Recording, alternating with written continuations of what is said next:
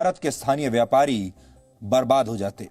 Rajiv Gandhi foundation चीन से चंदा लेकर उसकी पैरवी तब कर रहा था जब देश में कांग्रेस की सरकार थी, यूपीए सरकार थी और डॉक्टर मनमोहन सिंह प्रधानमंत्री थे।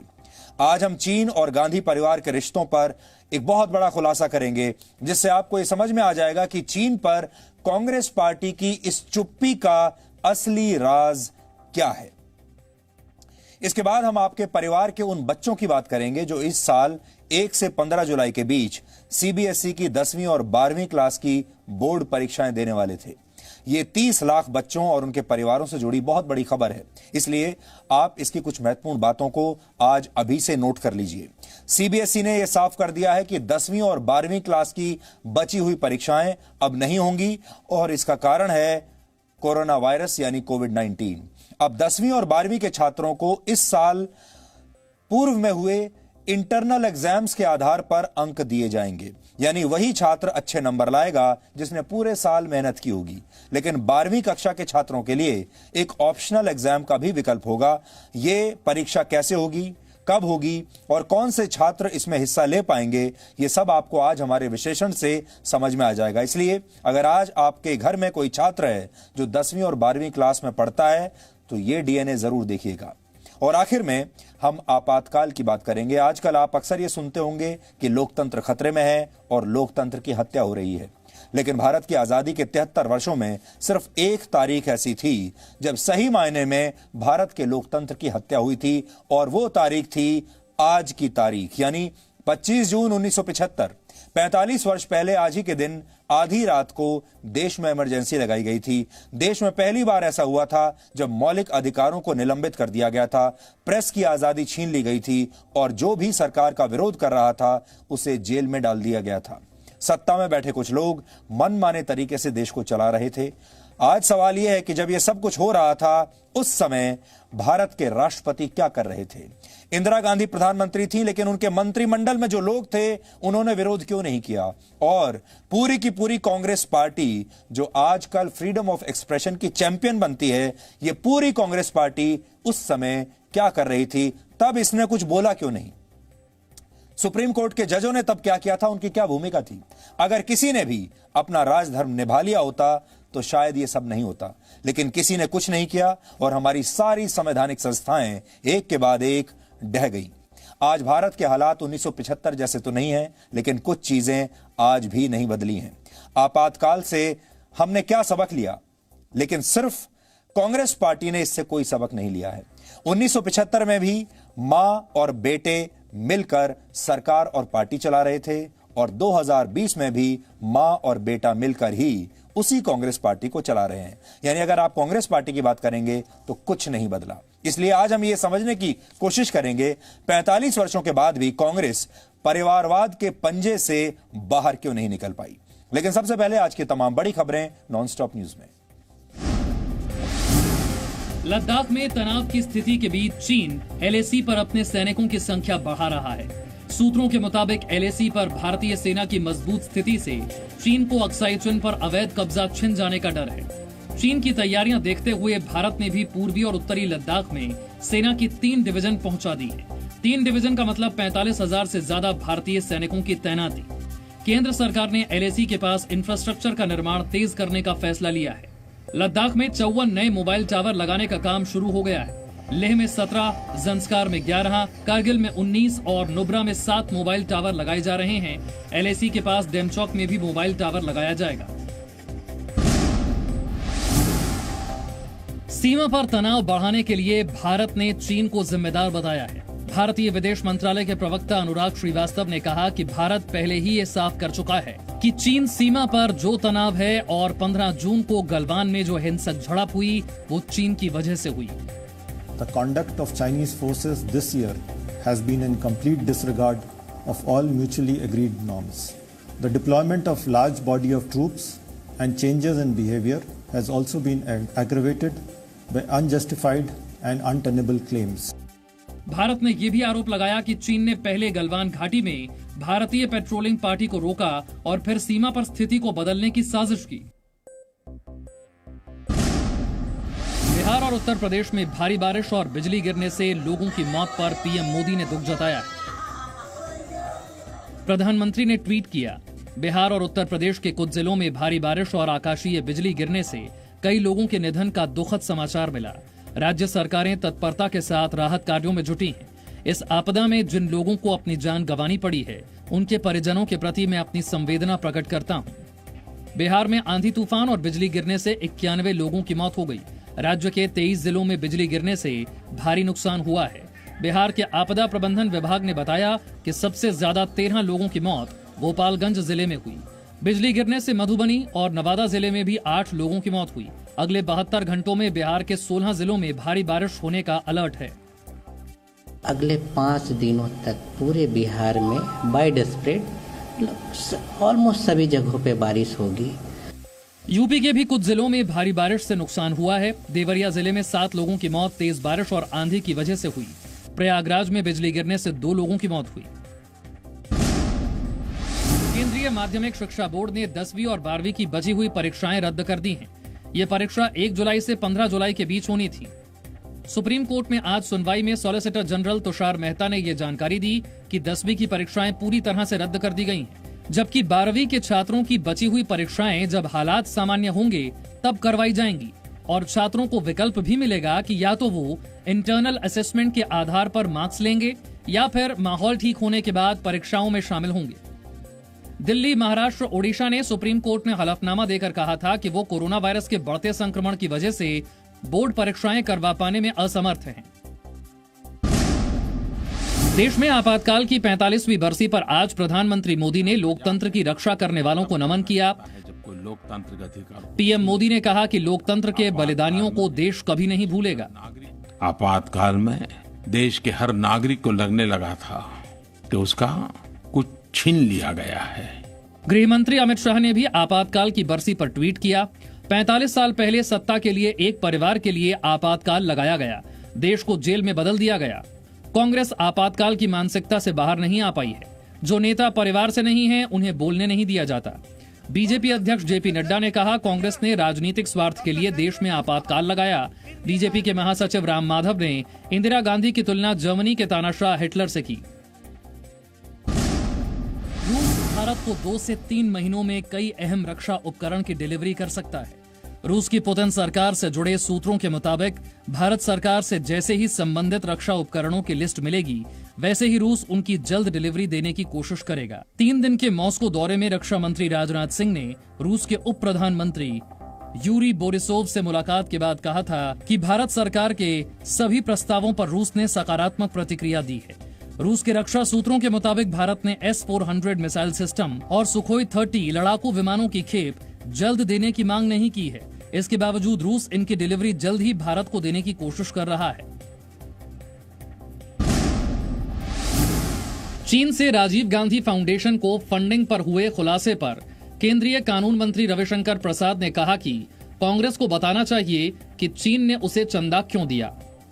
ये राजीव गांधी फाउंडेशन का पार्टनर ऑर्गेनाइजेशंस एंड डोनर्स की सूची है 2005-6 की, which clearly shows that among the list of donors, the embassy of the People's Republic of China is mentioned. इस तरह से चाइनीज एम्बेसी से पैसा लेना कानूनों का उल्लंघन करके इसकी हम भर्त्सना करते हैं। रविशंकर प्रसाद ने बताया कि 2005-6 में चीन के दूतावास ने राजीव गांधी फाउंडेशन को 90 लाख रुपए दान दिए। राजीव गांधी फाउंडेशन की अध्यक्ष सोनिया गांधी हैं और बोर्ड मेंबर्स में राहुल गांधी, प्रियंका गांधी, मनमोहन सिंह और पी चिदम्बरम के नाम हैं। बीजेपी अध्यक्ष जेपी नड्डा ने भी मध्य प्रदेश में जन संवाद रैली में आरोप लगाया कि राजीव गांधी फाउंडेशन को 90 लाख का चंदा कांग्रेस और चीन के गुप्त समझौते की वजह से मिला। आतंकवाद के खिलाफ लड़ाई पर भाषण देते देते पाकिस्तान के प्रधानमंत्री इमरान खान ने अपने देश की संसद में आतंकी संगठन अल कायदा के प्रमुख ओसामा बिन लादेन को शहीद बता दिया। मुझे कभी नहीं भूलता वो भी एक हमारे पाकिस्तानियों के लिए बड़े 2 शर्मिंदा वाकयात जिसमें हम सब बड़े शर्मिंदा हुए। एक हुआ जी, ओसामा बिन लादेन को इन्होंने अमेरिकन ने आके एबटाबाद में मार दिया, शहीद कर दिया। उसके बाद क्या हुआ? सारी दुनिया ने हमें गालियां निकाली। इमरान खान ने दावा किया कि आतंकवाद से लड़ाई में पाकिस्तान ने 10 साल तक दुनिया का गुस्सा झेला है। इमरान खान ने दावा किया कि अमेरिका की लड़ाई के लिए 70,000 लोग मारे जा चुके हैं। जम्मू कश्मीर के सोपोर में सुरक्षा बलों ने आज 2 आतंकियों को मार गिराया। जम्मू कश्मीर पुलिस को खबर मिली थी कि कुछ आतंकी सोपोर के एक घर में छिपे हैं। इस खुफिया जानकारी पर सुबह 5 बजे सुरक्षा बलों ने ज्वाइंट ऑपरेशन शुरू किया। करीब 3 घंटे तक मुठभेड़ चली, जिसमें 2 आतंकी मारे गए। दोनों आतंकियों के शव बरामद कर लिए गए हैं। आतंकियों के पास से 2 AK-47 राइफल मिली हैं। जम्मू कश्मीर पुलिस और सुरक्षा बलों ने बड़गाम के नरबल से लश्कर तैयबा के 5 आतंकियों को भी गिरफ्तार किया है। 24 घंटे में देश में कोरोना संक्रमण के अब तक के सबसे ज्यादा मामले सामने आए। 24 घंटे में कोरोना के 16,922 नए केस सामने आए और 418 लोगों की मौत हुई। देश में कोरोना संक्रमित बढ़कर 4,73,105 हो गए हैं। कोरोना से अब तक 14,894 संक्रमितों की मौत हुई है। देश भर में इलाज से अब तक 2,71,697 लोग ठीक हुए हैं। महाराष्ट्र में कोरोना संक्रमितों की संख्या आज 1,47,000 के पार हो गई। महाराष्ट्र ने भी अब कोरोना के लिए एंटीजन टेस्ट करवाने का फैसला किया है। महाराष्ट्र के स्वास्थ्य मंत्री के मुताबिक एंटीजन टेस्ट के लिए 1 लाख टेस्ट किट खरीदने का ऑर्डर दे दिया गया है। दिल्ली में कोरोना वायरस से संक्रमित मरीजों को अब क्वारंटीन सेंटर जाकर अपनी जांच नहीं करवानी होगी। दिल्ली सरकार की अपील पर उपराज्यपाल अनिल बैजल ने अपने आदेश को वापस ले लिया है। हर व्यक्ति को क्वारंटीन सेंटर जाना जरूरी होगा पॉजिटिव पाए जाने पर, भले ही उसको बाद में होम आइसोलेशन में रहने की इजाजत दे दी जाए। इसके लिए भी हमने केंद्र सरकार से निवेदन किया था। हमें खुशी है कि केंद्र सरकार ने हमारी बात मान ली। दिल्ली में कोरोना संक्रमितों की संख्या मुंबई से ज्यादा हो गई है। दिल्ली हाई कोर्ट ने केंद्र और दिल्ली सरकार से उन अस्पतालों के खिलाफ कार्रवाई के निर्देश दिए हैं जो कोरोना संक्रमित मरीजों के लिए उपलब्ध बेड की जानकारी लगातार अपडेट नहीं कर रहे। दिल्ली में कोरोना संक्रमितों की संख्या 70,000 के पार हो चुकी है, जो कि मुंबई से ज्यादा है।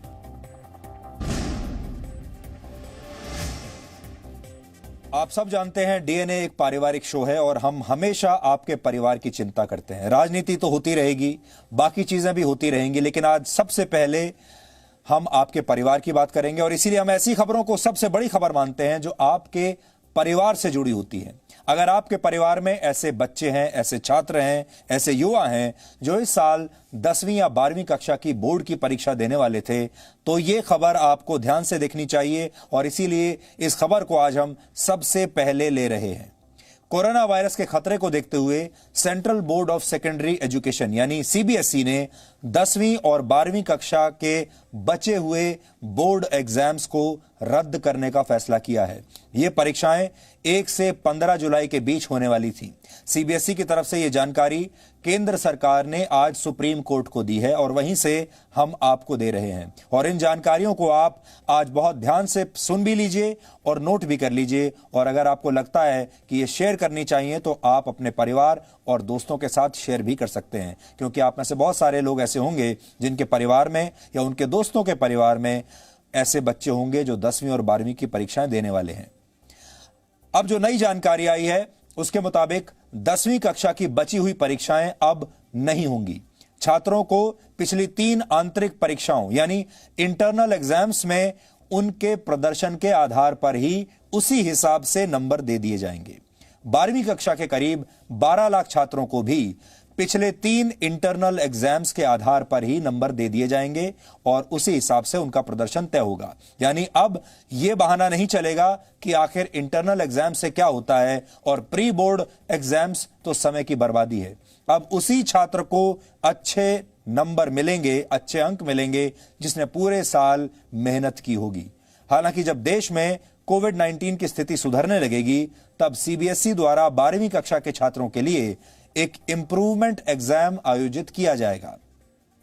12वीं कक्षा के छात्रों के पास इस परीक्षा में शामिल होने या न होने का विकल्प होगा। आप चाहें तो ये परीक्षा दे सकते हैं, आप चाहें तो नहीं भी दे सकते हैं। जो छात्र इंटरनल एग्जाम्स में मिले अंकों से संतुष्ट नहीं होंगे वो इस इंप्रूवमेंट एग्जाम में शामिल होकर अपने अंक बेहतर कर पाएंगे।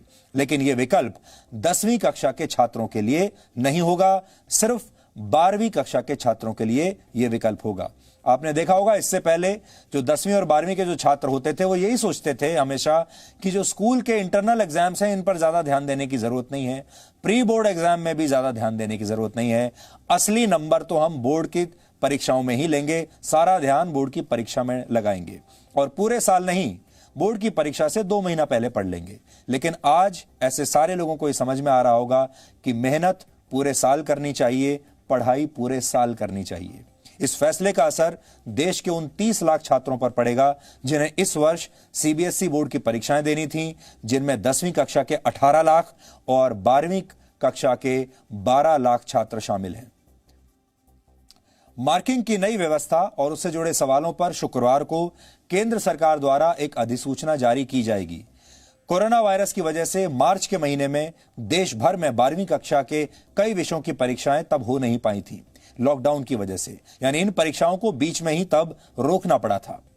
कोरोना वायरस से पहले सीबीएसई के ये बोर्ड एग्जाम्स देश भर के 3000 से ज्यादा सेंटर्स पर आयोजित होने वाले थे, लेकिन कोविड-19 की वजह से सीबीएसई ने ये परीक्षाएं रद्द कर दी और फैसला किया कि सोशल डिस्टेंसिंग के नियमों का पालन करते हुए ये परीक्षाएं 1 से 15 जुलाई के बीच 15,000 सेंटर्स पर आयोजित होंगी। लेकिन अब ये परीक्षाएं रद्द कर दी गई हैं और इसके लिए 3 मुख्य कारण हैं। पहला कारण यह है कि इन परीक्षाओं के खिलाफ छात्रों के पेरेंट्स ने सुप्रीम कोर्ट में एक याचिका दायर की थी जिसमें तेजी से बढ़ते संक्रमण का हवाला दिया गया था। मां बाप जो हैं बच्चों के, वो इस बात से चिंतित थे कि ऐसे माहौल में बच्चे परीक्षा देने के लिए कैसे जाएंगे। दूसरी वजह यह है कि महाराष्ट्र, दिल्ली और उड़ीसा सरकार ने केंद्रीय मानव संसाधन विकास मंत्रालय को चिट्ठी लिखकर यह परीक्षाएं रद्द किए जाने की अपील की थी। और तीसरी वजह यह है कि सीबीएसई के अंतर्गत आने वाले कई स्कूलों को क्वारंटीन सेंटर्स में अब बदला जा चुका है और ऐसे में परीक्षाओं के लिए तय संख्या में स्कूल उपलब्ध नहीं कराए जा सकते थे, यानी अब इतने स्कूल भी नहीं बचे हैं जहां परीक्षाएं कराई जा सके। सीबीएसई की तरह आईसीएसई यानी Indian certificate of secondary education ने भी 10वीं और 12वीं कक्षा की बची हुई परीक्षाएं रद्द करने का फैसला किया है। आईसीएसई भी छात्रों को इंटरनल एग्जाम्स के आधार पर ही अंक देगा। हालांकि अब तक आईसीएसई द्वारा इंप्रूवमेंट एग्जाम का कोई विकल्प नहीं दिया गया है। देश भर में हर वर्ष 10वीं और 12वीं कक्षा के करीब 2 लाख छात्र आईसीएसई बोर्ड की परीक्षाएं भी देते हैं और उनके लिए भी जो अनाउंसमेंट हुआ है हमने आपको बता दिया। लेकिन इस बोर्ड ने अभी तक ये नहीं कहा है कि छात्र बाद में इंप्रूवमेंट एग्जाम दे सकते हैं। यह सिर्फ सीबीएसई के छात्रों के लिए है। सीबीएसई द्वारा बोर्ड की परीक्षाएं रद्द किए जाने का असर केंद्रीय विश्वविद्यालयों में दाखिलों और फिर सीबीएसई द्वारा आयोजित की जाने वाली तमाम प्रतियोगी परीक्षाओं पर भी पड़ सकता है। ज्वाइंट एंट्रेंस एग्जाम यानी जी मेंस की परीक्षा 18 से 23 जुलाई के बीच होनी है, जिसके जरिए छात्रों को सरकारी और प्राइवेट इंजीनियरिंग कॉलेजों में दाखिला मिलता है। इसी तरह जीईई एडवांस की परीक्षा भी 23 अगस्त को प्रस्तावित है। इसके जरिए देश के 23 आईआईटीज यानी इंडियन इंस्टीट्यूट्स ऑफ टेक्नोलॉजी में प्रवेश मिलता है।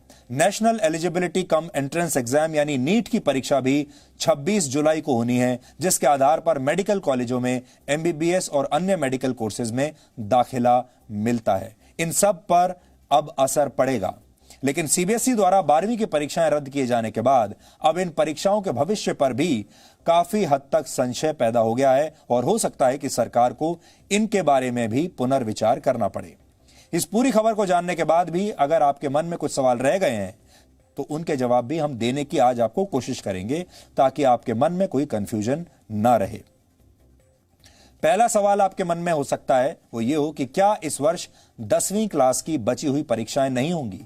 इसका जवाब है हां, परीक्षाएं अब नहीं होंगी, लेकिन पिछले 3 इंटरनल एग्जाम्स के अंकों के आधार पर छात्रों को नंबर दिए जाएंगे। दूसरा सवाल, महत्वपूर्ण सवाल, क्या बाद में 12वीं कक्षा की बोर्ड परीक्षा देना जरूरी होगा? इसका जवाब है नहीं, यह वैकल्पिक होगा। जो छात्र इंटरनल एग्जाम्स के अंकों के आधार पर मिले नंबरों से संतुष्ट नहीं होंगे और वो अपने नंबरों को सुधारना चाहते हैं, वो इस वैकल्पिक परीक्षा में बैठ सकते हैं। तीसरा सवाल यह है कि 12वीं क्लास के इंप्रूवमेंट एग्जाम्स कब होंगे? इनकी तारीखों का ऐलान सीबीएसई ने अभी नहीं किया है और कहा गया है कि जब कोविड-19 के हालात सुधर जाएंगे, देश में स्थिति सामान्य हो जाएगी, तब ये परीक्षाएं करवाई जाएंगी। इसके अलावा सवाल यह भी है कि पिछले 3 इंटरनल एग्जाम्स के आधार पर मूल्यांकन कैसे होगा और इंटरनल एग्जाम्स के अंकों के आधार पर रिजल्ट कब आएगा और नए एकेडमिक ईयर की शुरुआत कब होगी। इन सभी सवालों के जवाब शुक्रवार को यानी कल केंद्र सरकार सुप्रीम कोर्ट में दाखिल करेगी। पूरा रोड मैप केंद्र सरकार सुप्रीम कोर्ट में दाखिल करेगी। हमारे संवाददाता वहां पर होंगे, हमें यह खबर मिलेगी। जैसे ही यह खबर हमारे पास आएगी हम ये सारी की सारी खबर रोड मैप के साथ आप तक पहुंचाएंगे। इसलिए कल बड़ा महत्वपूर्ण दिन है। अगर आप सीबीएसई के एग्जाम्स के बारे में जानना चाहते हैं और तो कल आप जी न्यूज जरूर देखिएगा, क्योंकि यह खबर सबसे पहले और विस्तृत तरीके से हम ही आपके सामने लेकर आएंगे और आपका हर मन में आने वाले हर सवाल का जवाब हम देने की कोशिश करेंगे। अब हम उस परीक्षा की बात करेंगे जिसमें गांधी परिवार अभी कभी भी अच्छे नंबरों से उत्तीर्ण नहीं हो पाता। ऐसी कौन सी परीक्षा हो सकती है जिसमें गांधी परिवार को बहुत कम नंबर मिलते हैं? आप जरा सोचिए। यह परीक्षा है नेशन फर्स्ट या डोनेशन फर्स्ट वाली परीक्षा। और आपको जानकर हैरानी होगी और दुख भी होगा कि गांधी परिवार के लिए कई बार नेशन नहीं बल्कि डोनेशन फर्स्ट हो जाता है। और आज हम यही समझने की कोशिश करेंगे कि बार बार आखिर ऐसा क्यों होता है। और आजकल के हालात में अगर आप देखें तो आपने ये नोट किया होगा कि गांधी परिवार और कांग्रेस चीन और भारत को लेकर जो विवाद चल रहा है उसमें चीन को लेकर बिल्कुल शांत है। चीन के खिलाफ उन्होंने एक बयान नहीं दिया। चीन के राष्ट्रपति शी जिनपिंग के खिलाफ एक बयान नहीं दिया। चीन के खिलाफ बात करने की बजाय, चीन के खिलाफ मोर्चा खोलने की बजाय गांधी परिवार और कांग्रेस पार्टी सिर्फ अपने ही देश को कोस रहे हैं, अपनी सरकार को कोस रहे हैं और अपनी सेना पर ही सवाल उठा रहे हैं। उनसे पूछते हैं आप हथियार लेकर क्यों नहीं गए थे? उनसे पूछते हैं आप हमें बताइए कि ये जिस जमीन पर संघर्ष हुआ वो किसकी जमीन थी? उनसे पूछते हैं कि आपकी इंटेलिजेंस फेल्योर हो गई, आपको पता क्यों नहीं चला? और उनसे पूछते हैं कि हमें बताइए कि चीन के सैनिक कितने अंदर तक घुस आए हैं। लेकिन चीन के खिलाफ उनके मन में एक शब्द नहीं निकलता। इस दौरान एक विपक्षी नेता होने के नाते और एक विपक्षी पार्टी होने के नाते कांग्रेस को यह कहना चाहिए था कि चीन के खिलाफ इस संघर्ष में, इस लड़ाई में हम सब एक साथ हैं, हम सब देश का साथ देंगे, हम सब भारतीय सेना का साथ देंगे। लेकिन यह बयान उनकी तरफ से नहीं आया। अब आपके मन में यह आ रहा होगा कि आखिर कांग्रेस पार्टी के नेता चीन की आलोचना क्यों नहीं करते? ऐसा क्या है चीन में? ऐसा क्या है चीन में जो हम में नहीं है? ऐसा क्या है चीन में जो भारत में नहीं है? ऐसा क्यों है? आज हम इसके पीछे की एक बहुत बड़ी वजह का आपके सामने खुलासा करेंगे। जी न्यूज को आज वो दस्तावेज मिले हैं जिनके आधार पर यह संकेत मिलते हैं कि चीन से मिले पैसे की वजह से कांग्रेस पार्टी का मुंह चीन के खिलाफ बंद हो गया है। जी न्यूज ने गांधी परिवार की संस्था राजीव गांधी फाउंडेशन से जुड़े कुछ दस्तावेज ढूंढ निकाले हैं जिनसे यह बात सामने आ रही है कि चीन की सरकार से गांधी परिवार की संस्था को अच्छा खासा चंदा मिलता है, अच्छा खासा डोनेशन मिलता है। और यही तो वो कारण नहीं जिसकी वजह से कांग्रेस पार्टी और गांधी परिवार चीन के खिलाफ कुछ बोलता नहीं। अब आप ये समझिए कि ये पैसा कितना था और ये चंदा क्यों मिलता है, इसके बारे में हम आपको आगे बताएंगे। लेकिन उससे पहले आपको संक्षेप में राजीव गांधी फाउंडेशन के बारे में बता देते हैं, जो वैसे तो सामाजिक कार्यों से जुड़ी एक संस्था है, लेकिन ये संस्था वही लोग चलाते हैं जो कांग्रेस पार्टी को भी चलाते हैं। यानी इसके कर्ता धर्ता गांधी परिवार से हैं या फिर उनके बेहद करीबी कांग्रेस पार्टी के नेता हैं। वर्ष 1991 में बने राजीव गांधी फाउंडेशन के बोर्ड में 10 ट्रस्टी हैं, जिनमें 3 ट्रस्टी गांधी परिवार से ही हैं। जिस तरीके से पार्टी चलाते हैं वैसे ही इस ट्रस्ट को भी चलाते हैं, वो भी परिवार ही चला रहा है। कांग्रेस की अंतरिम अध्यक्ष सोनिया गांधी इस संस्था की चेयरपर्सन है। उनके पुत्र राहुल गांधी और उनकी पुत्री प्रियंका गांधी वाड्रा इस संस्था में ट्रस्टी हैं। तो 3 तो एक ही परिवार के हो गए। इसके अलावा पूर्व प्रधानमंत्री डॉक्टर मनमोहन सिंह, मशहूर अर्थशास्त्री मोंटेक सिंह अहलूवालिया, पूर्व वित्त मंत्री पी चिदम्बरम भी इस संस्था के ट्रस्टी हैं। पी चिदम्बरम के बारे में हम आपको बता दें कि वो भ्रष्टाचार के एक मामले में जेल होकर आए हैं, तिहाड़ जेल में बंद थे, लेकिन उसके बावजूद भी यहां ट्रस्टी बने हुए हैं। लेकिन उनके ऊपर कोई सवाल नहीं उठा रहा कि उनके ऊपर इतने गंभीर भ्रष्टाचार के आरोप लगे हैं, जेल में रहकर आ चुके हैं, लेकिन उसके बावजूद भी वो कांग्रेस पार्टी के सभी पदों पर बने हुए हैं। वो इस राजीव गांधी फाउंडेशन के ट्रस्टी में बने हुए हैं और यहां तक कि कई अखबारों में वो लिखते हैं और ये बताते हैं कि भारत की सरकार को क्या करना चाहिए, अर्थव्यवस्था पर क्या करना चाहिए। ये कमाल की बात है। ये वो लोग हैं जो गांधी परिवार के विश्वास पात्र माने जाते हैं, इसलिए इनके 100 खून माफ हैं। इस संस्था में बाकी के सदस्य भी या तो गांधी परिवार और कांग्रेस के करीबी लोग हैं। हमने राजीव गांधी फाउंडेशन से जुड़े कुछ दस्तावेज निकाले और उनकी पड़ताल की तो हमें एक दस्तावेज से बहुत चौंकाने वाली जानकारी मिली। इस दस्तावेज में वित्तीय वर्ष 2006 और 2007 का लेखा जोखा है और इसमें ब्यौरा दिया गया है कि राजीव गांधी फाउंडेशन को उस वित्तीय वर्ष में विदेशों से कौन कौन से लोगों ने कितना चंदा दिया है। बड़ा इंटरेस्टिंग होगा ये जानना। आप इस दस्तावेज को अपने टीवी स्क्रीन पर आज ध्यान से देखिए, पढ़ने की कोशिश कीजिए। इसमें जो डोनेशन देने वाले लोग हैं उनकी लिस्ट में चौथे नंबर पर embassy of the peoples Republic of China in India, यानी भारत में चीन के दूतावास का नाम लिखा हुआ है। और इसके नाम पर एंट्री कितने की है आप जानना चाहेंगे?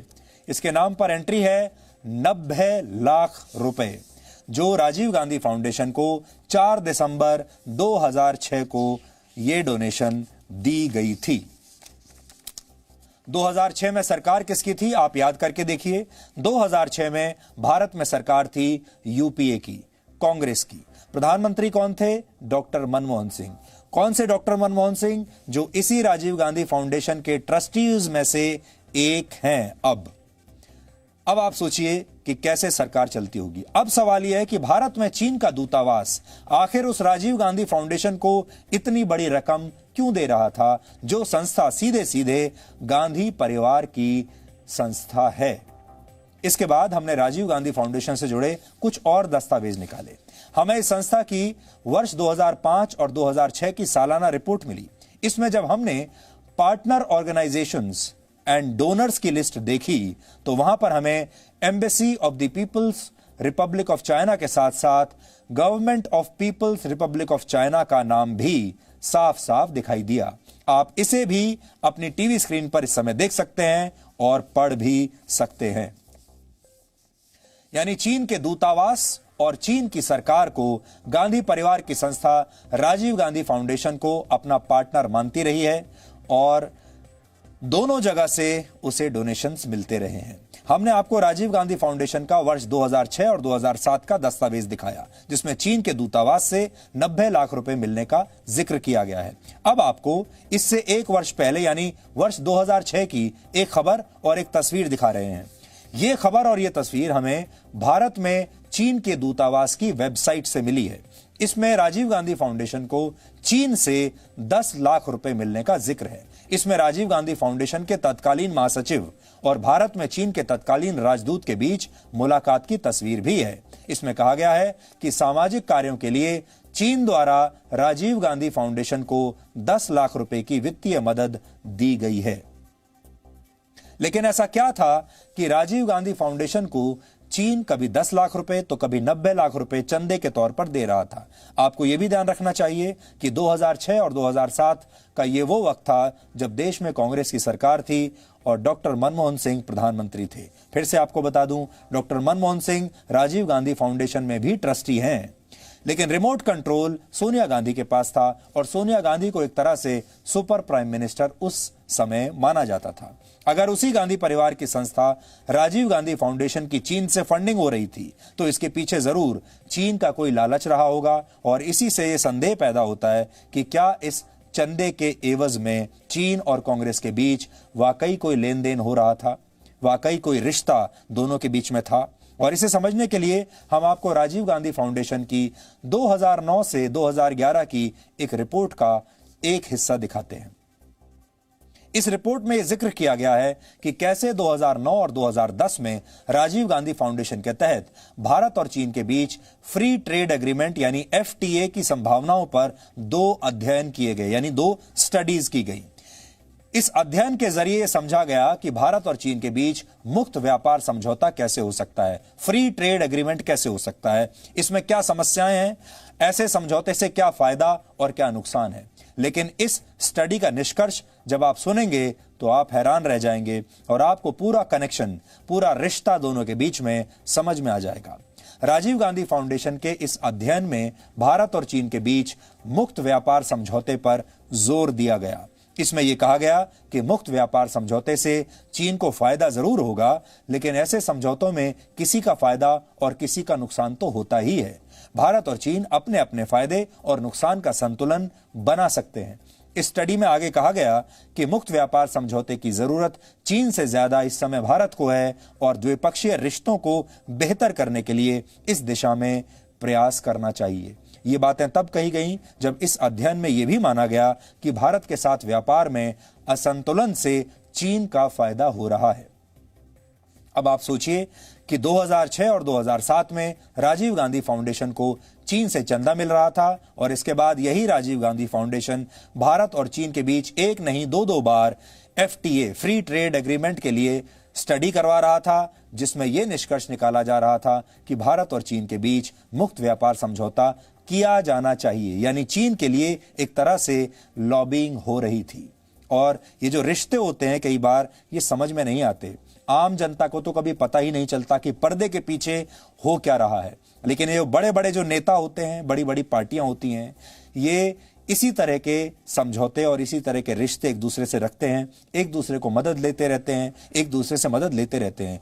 एक हाथ से पैसा लेते हैं और दूसरे हाथ से उस पैसे के एवज में कोई दूसरी तरह की मदद दे देते हैं। और इसलिए आपको देखा होगा आपने कि चीन को ये सरकार जो थी, यूपीए की सरकार, ये बहुत सूट करती थी। चीन को ये सरकार बहुत पसंद थी और अगर चीन की आप माने तो वो शायद यही चाहता कि यही सरकार आगे चलती रहे, क्योंकि इस सरकार से समझौते जो हो गए थे। जिस फ्री ट्रेड एग्रीमेंट की मैं बात कर रहा हूं, जिसकी लॉबिंग राजीव गांधी फाउंडेशन कर रहा था, अगर यह समझौता हो जाता तो भारत में और भी ज्यादा बड़े पैमाने पर सस्ते चीनी सामान का प्रवेश हो जाता, आपको और ज्यादा सस्ता सामान मिलता, जिसका नुकसान भारतीय अर्थव्यवस्था के साथ साथ छोटे व्यापारियों को भी उठाना पड़ता। आपको यह भी ध्यान रखना होगा कि वर्ष 2004 और 2014 के बीच 10 वर्षों में, यानी यूपीए सरकार के दौरान, चीन के साथ भारत का व्यापार घाटा 33 गुना बढ़ गया था।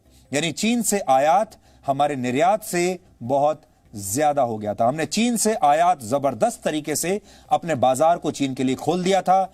हम तो चीन से बहुत सामान खरीद रहे थे, लेकिन चीन हमसे ज्यादा सामान नहीं खरीद रहा था। इसको ऐसे मानिए, यानी चीन ने हमारे बाजार का पूरा फायदा उठा लिया, हमारे बाजार में अपना सामान भर दिया, लेकिन चीन के बाजारों में हमारा सामान नहीं पहुंचा। इसलिए जो हमारे देश के व्यापारी हैं वो दोनों तरीके से उनका नुकसान हुआ। एक तो वो निर्यात नहीं कर पा रहे चीन के बाजार में, और दूसरा नुकसान ये कि चीन के बाजार से जो सस्ती चीजें हमारे यहां आ रही हैं वो हमारे ही देश के व्यापारियों को, हमारे ही देश के लोगों को नुकसान कर रही हैं।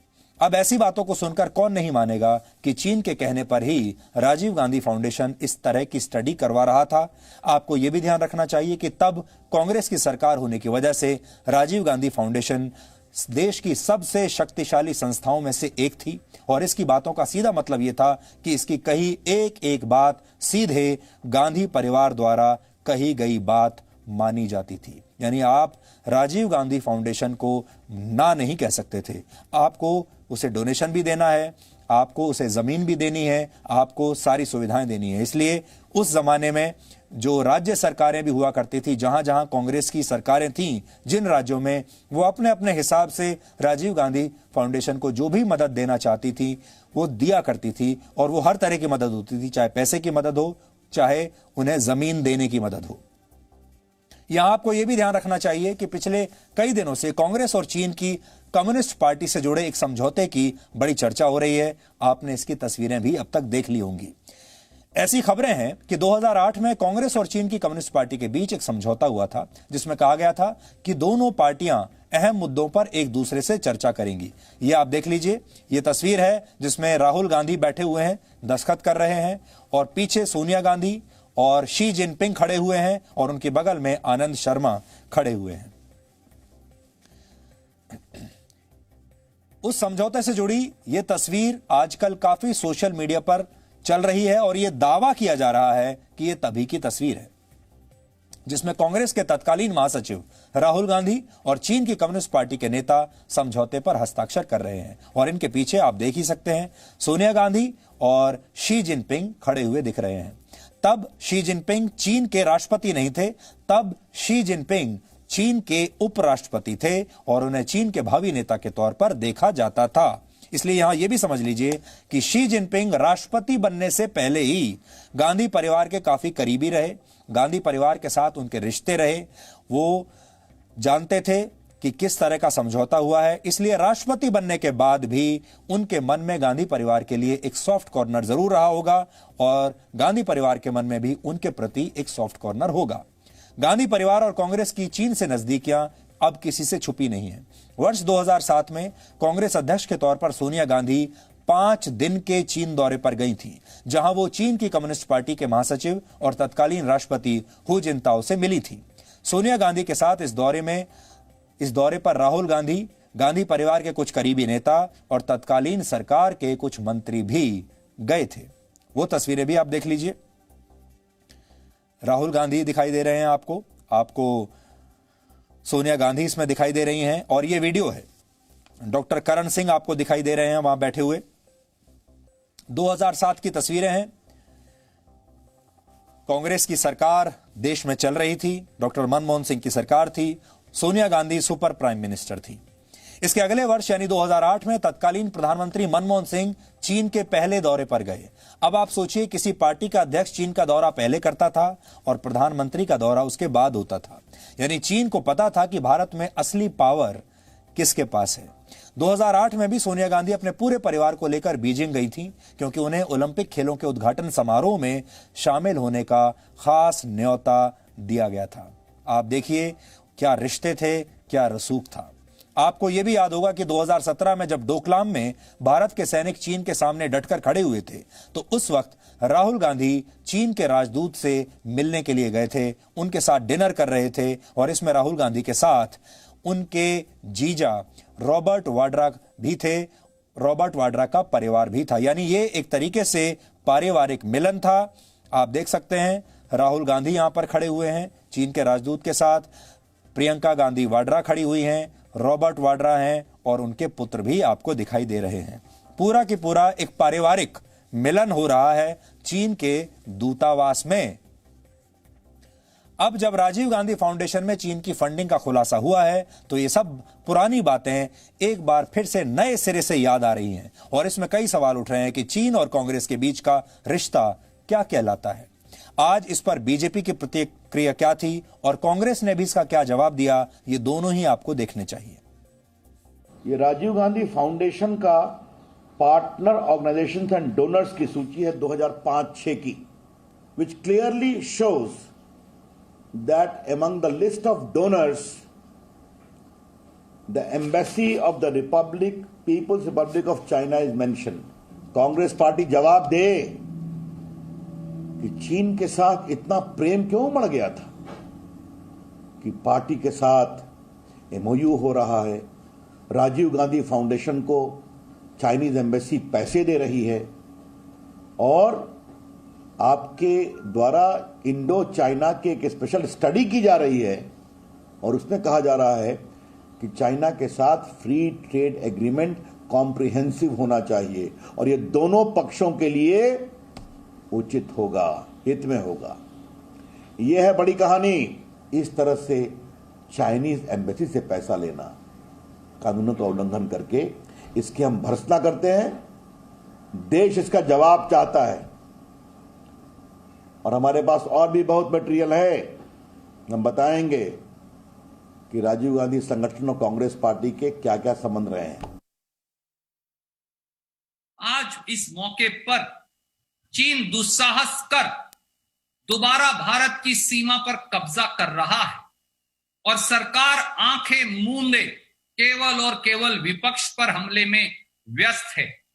चीनी हमले का जवाब नहीं देने के लिए समय या साहस या सक्षमता, हमारी सेना के मनोबल को तोड़ने का प्रयास किया जा रहा है और हर मामले को भटकाने का प्रयास किया जा रहा है। भटकाइए मत, असत्य मत बोलिए, झूठ मत बोलिए, भटकिए मत। आप वाद विवाद में देश की सुरक्षा को मत उलझाइए। देश की सुरक्षा वाद और विवाद का, आरोप प्रत्यारोप का विषय हो ही नहीं सकता। अगर ऐसा कोई कर रहा है तो वो राष्ट्र धर्म के खिलाफ खड़ा है। आज मैं कुछ और दस्तावेज इनके लेकर आया हूं अपने हाथ में, और जब ये लिस्ट बहुत लंबी है लेकिन इसमें से कुछ चीजें भी जब आपको पढ़कर सुनाऊंगा तो आप बड़े हैरान होंगे। ये जो मेरे हाथ में है ये है Rajiv Gandhi Foundation partner organisations and donors, उसकी लिस्ट है। कौन कौन लोग पार्टनर ऑर्गेनाइजेशंस हैं और कौन कौन डोनर्स हैं। डोनर्स मतलब कौन कौन लोग इनको डोनेशन दे रहे हैं। और जब आप डोनेशन में देखेंगे तो आपको बड़े बड़े राजनीतिक घराने मिलेंगे, आपको भारत सरकार के कई मंत्रालय के नाम इसमें मिलेंगे और आप हैरान रह जाएंगे कि ये सारा पैसा क्यों दिया जा रहा था। डोनर्स की लिस्ट में आपको बता दूं, डोनर्स में देखिए कौन कौन है जो राजीव गांधी फाउंडेशन को डोनेशन दे रहे थे। देखिए, ABN AMRO bank, Aditya Vikram Birla memorial trust, Ambuja cement foundation, APJ private limited, Ballarpur industries limited, Bharat forge limited, DCM Shriram, DLF universal limited. DLF के बारे में आपने सुना होगा, रॉबर्ट वाड्रा के रिश्ते डीएलएफ से बहुत पुराने और सारा देश जानता है कि रॉबर्ट वाड्रा और डीएलएफ के बीच में रिश्ते थे। डीएलएफ डोनर्स की लिस्ट में है। गेल जो भारत सरकार का है, जीवीके इंडस्ट्रीज, जीवीके का नाम आपने सुना होगा, एयरपोर्ट उनको दिया गया था। Indian hotel company, JK tyre, Johnson and Johnson, Max health care, oil India limited, oil and natural gas corporation ONGC. ONGC का क्या मतलब है कि वो राजीव गांधी फाउंडेशन को डोनेशन दे, सोचिए, सरकारी संस्था है। Oriental bank of commerce, Radisson hotel Delhi, Ranbaxy laboratories limited, steel authority of India SAIL, वो डोनेशन दे रही है राजीव गांधी फाउंडेशन को। Sona Koyo steering systems limited, SRF limited, state bank of India, Tata steel, Usha Martin limited और ऐसे बहुत सारे और भी इसमें नाम है। मैं धीरे धीरे देख रहा हूं। पीपल्स हेल्थ ऑर्गेनाइजेशन महाराष्ट्र, फिकी और कई नाम इसमें मुझे, department of rural development Uttaranchal, इस तरह के नाम इसमें मुझे दिखाई दे रहे हैं। और embassy of the peoples Republic of China का नाम साफ साफ इसमें मुझे नजर आ रहा है और इसी तरीके से government of peoples Republic of China का नाम भी इसमें साफ मुझे नजर आ रहा है। अब आप अंदाजा लगा लीजिए, ये लिस्ट मेरे पास आई है, इस लिस्ट को, इसमें सैकड़ों कंपनियों के नाम हैं इस लिस्ट में, और जब आप इनको पढ़ेंगे तो आपको समझ में आ जाएगा कि ये कंपनियां उस समय जब यूपीए की सरकार देश में चल रही है, मनमोहन सिंह प्रधानमंत्री हैं, गांधी परिवार उस सरकार को चला रहे हैं, तो अचानक से ये सारी कंपनियां और सारे सरकारी संस्थान राजीव गांधी फाउंडेशन को डोनेशन क्यों देने लगे, ये बात समझ में नहीं आ रही है। Department of Kashmiri university of Kashmir, सोचिए, उनके साथ ये पार्टनरशिप कर रहे हैं। और डोनर्स में directorate of adult education, ministry of human resource, ये डोनर्स की लिस्ट में आ रहे हैं। और जब मैं आपको इसका दूसरा पार्ट हम दिखाएंगे आपको कल, और उसमें आपको समझ में आएगा कि भारत सरकार की कितनी सारी संस्थाएं और कितने सारे पीएसयूज इसमें राजीव गांधी फाउंडेशन को या तो पैसा दे रहे हैं या किसी अलग अलग चीजों के लिए उन्हें मदद कर रहे हैं। यह है कमाल की बात। अपने आप में यह भ्रष्टाचार का बहुत बड़ा, आप समझ लीजिए, ये एक बहुत बड़ा केस माना जाएगा भ्रष्टाचार का। कैसे भ्रष्टाचार होता था, अभी तो हम खोजने गए थे चीन को, तो चीन तो हमें इसमें मिल गया और समझ में आ गया कि चीन के साथ गहरे संबंध हैं और चीन के खिलाफ गांधी परिवार चुप क्यों रहता है, वो तो समझ में आ गया। लेकिन अब जो अगली बात समझने की है वो ये है कि इतने बड़ी बड़ी कंपनियां और सरकारी कंपनियां और अलग अलग राज्य सरकारें और भारत सरकार के विभाग इस फाउंडेशन के साथ क्यों जुड़े हुए थे, क्यों इसे पैसा दे रहे थे।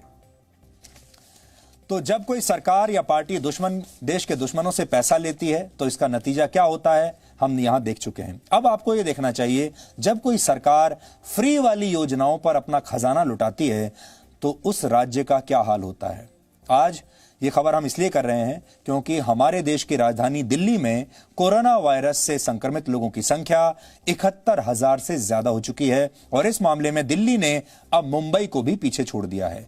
दिल्ली से पहले मुंबई में कोरोना के सबसे ज्यादा मरीज थे, लेकिन अब दिल्ली इस मामले में देश का नंबर 1 शहर बन गई है। ये वो रेस है जिसे कोई जीतना नहीं चाहता, लेकिन दिल्ली ये रेस जीत गई। अकेले मंगलवार और बुधवार को ही दिल्ली में कोरोना वायरस के करीब 8,000 नए मामले सामने आए हैं। दिल्ली इस मामले में स्वीडन, बेल्जियम, इजिप्ट और यूएई समेत 8 देशों को पीछे छोड़ चुकी है। अकेले दिल्ली शहर, दिल्ली में प्रति 10 लाख लोगों पर करीब 22,000 टेस्ट हो रहे हैं और दिल्ली में पॉजिटिविटी रेट अब भी लगभग 24% है। यानी अगर दिल्ली में 100 लोगों के टेस्ट होते हैं, प्रति 100 लोगों के टेस्ट पर उसमें से 24 लोग पॉजिटिव पाए जा रहे हैं। हर 100 में से 24 लोग पॉजिटिव हैं।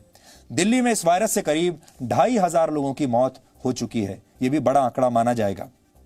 हालांकि मौत के मामले में अभी भी मुंबई दिल्ली से आगे है। विशेषज्ञ मानते हैं कि अभी दिल्ली में इस वायरस का पीक आने में और समय लगेगा, यानी स्थिति और खराब होगी। और खुद दिल्ली सरकार का आकलन है कि 31 जुलाई तक दिल्ली में संक्रमित लोगों की संख्या 5.5 लाख से ज्यादा हो सकती है। दिल्ली देश की राजधानी है, छोटा मोटा शहर नहीं है। यहां देश के प्रधानमंत्री रहते हैं, भारत सरकार के तमाम मंत्री रहते हैं, संसद भवन भी यहीं पर है, तमाम सांसद यहां रहते हैं, सुप्रीम कोर्ट के जज और चीफ जस्टिस ऑफ इंडिया, तीनों सेनाओं के प्रमुख भी इसी शहर में रहते हैं। फिर भी दिल्ली देश ही नहीं, पूरी दुनिया में कोरोना वायरस का हॉटस्पॉट बनने के बहुत करीब पहुंच गई है और अब ऐसा लगता है कि दिल्ली न्यूयॉर्क को भी पीछे छोड़ देगी। लेकिन क्या आपने कभी सोचा है कि इस समस्या की जड़ क्या है? दिल्ली के साथ ऐसा क्या हुआ?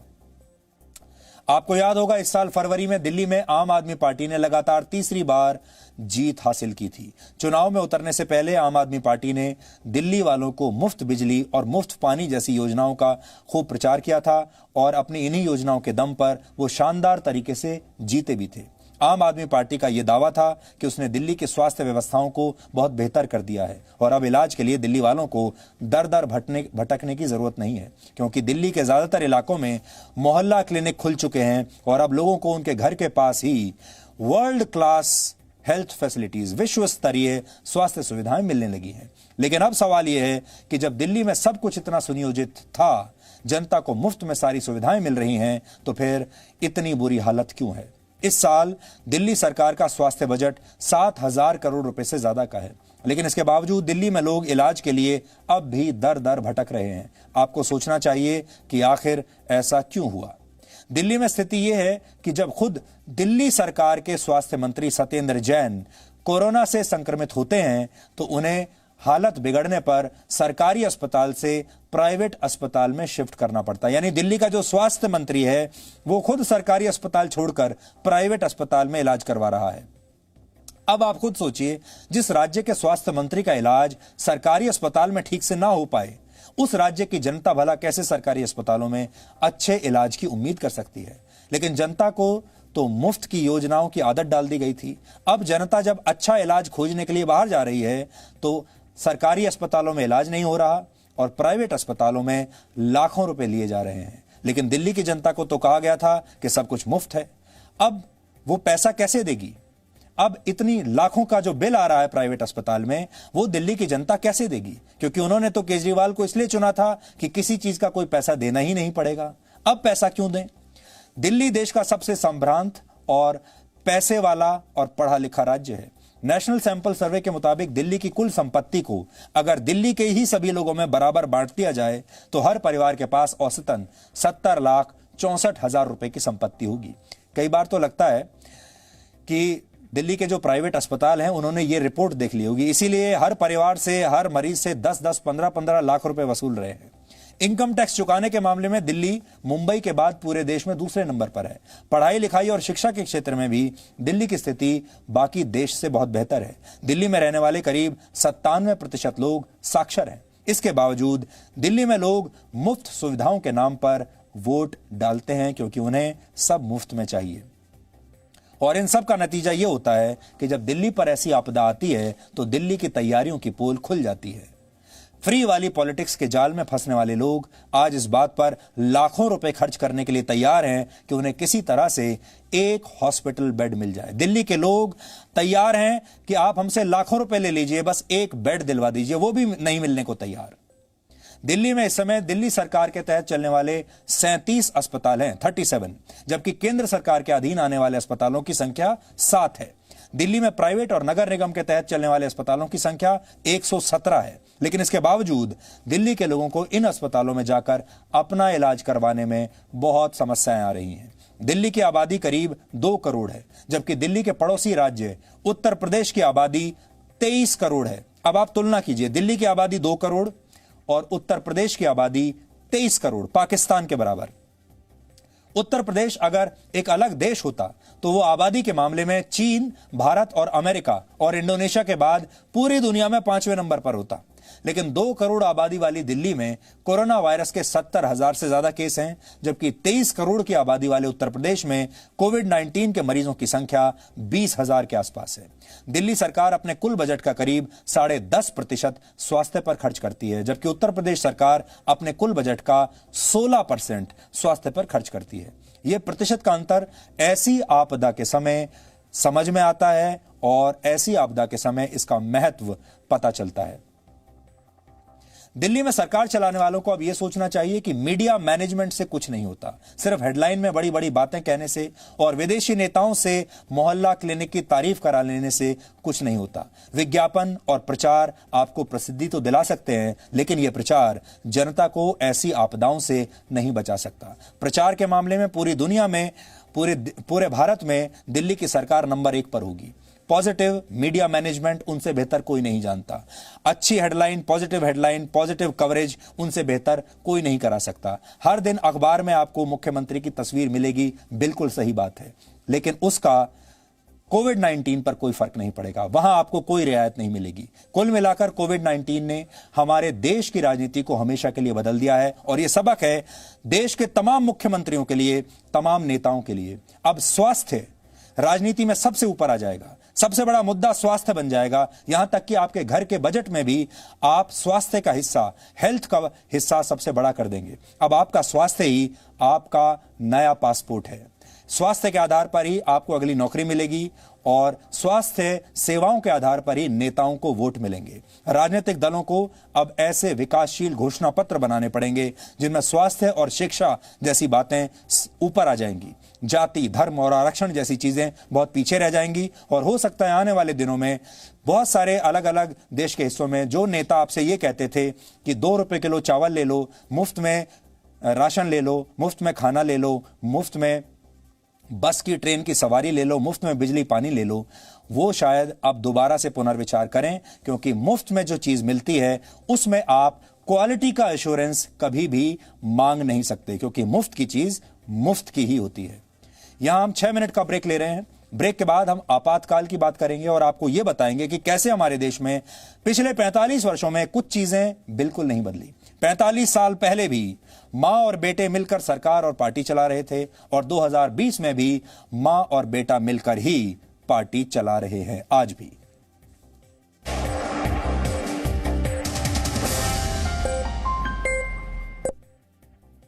हर एक आदमी सोचता है कि मैं भी एक दिन देश का प्रधानमंत्री बन जाऊं। कोई भी व्यक्ति, चाय की दुकान चलाने वाला खासकर आजकल कहता है अरे वो मोदी भी चाय वाला था, मैं भी मोदी बन जाऊं। तो टारगेट ऐसा रखें जो आप अचीव कर सकें, लेकिन मुश्किल से अचीव कर सकें, और फिर उसी पर ध्यान रखें, फिर इधर उधर मत देखें, फिर उससे डिस्ट्रैक्ट नहीं हो। ये नहीं सोचें कि अरे अरे गलती कर लिया, मुझे ऐसा नहीं करना चाहिए था, मुझे ऐसे करना चाहिए।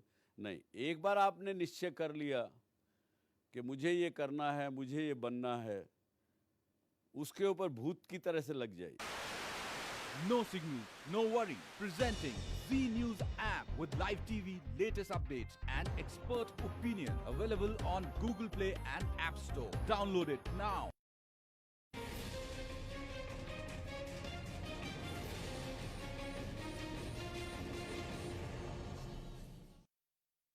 तो मेरा ऐसा मानना है कि path to excellence is simply break the existing rules. मुझे नहीं पता क्या कहा जाए, दुर्भाग्य कहा जाए या एक सिस्टम ऐसा है उसको कहा जाए। हमें जो स्कूल्स कॉलेजेस में मैनेजमेंट में कन्वेंशनल बातें ही सिखाई जाती। और कन्वेंशन से क्या होता है, आप एवरेज किस्म के लोग पैदा करते हैं, मीडियोक्रिटी हम सब में घुस जाती। किसी आप एक कॉल सेंटर को ले लीजिए, कॉल सेंटर में जब वो प्लान करेंगे तो कहेंगे साहब हमारे we expect about 10,000 calls a day. और दूसरा एक एक्सपीरियंस्ड मैनेजर उन्होंने रखा हुआ होगा जिसने पहले किसी कॉल सेंटर में काम किया होगा, वो कहेगा सर मेरा एक्सपीरियंस है कि एक लड़का या लड़की दिन भर में 60 कॉल ठीक से हैंडल कर सकता है, ये जी एवरेज है हमारी। तो वो कहेंगे नहीं पर कुछ लोग 100-200 भी कर सकते हैं। लेकिन फिर तीसरा आदमी बोलेगा नहीं पर कुछ लोग कमज़ोर हैं, वो 40 ही कर सकते हैं।